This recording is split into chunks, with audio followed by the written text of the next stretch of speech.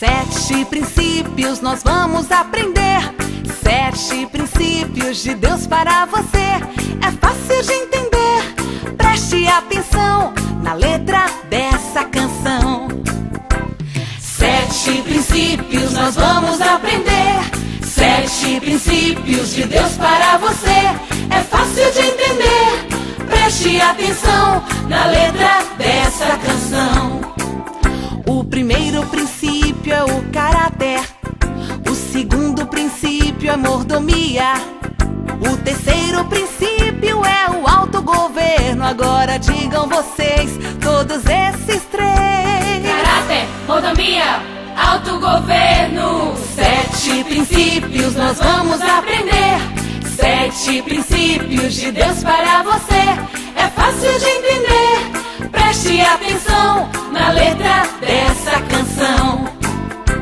O quarto princípio é semear e colher. O quinto princípio é soberania. O sexto princípio é individualidade. Agora digam vocês todos esses 3. Semear e colher, soberania, individualidade. 7 princípios nós vamos aprender.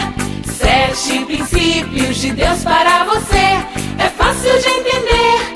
Preste atenção na letra dessa canção.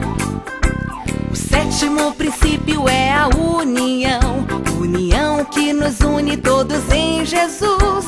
E agora quero ouvir de vocês os 7 princípios todos de uma vez. Caráter, mordomia, autogoverno, semear e colher, soberania, individualidade, união.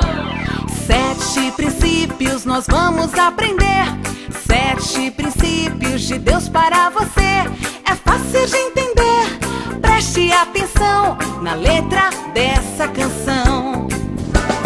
7 princípios nós vamos aprender.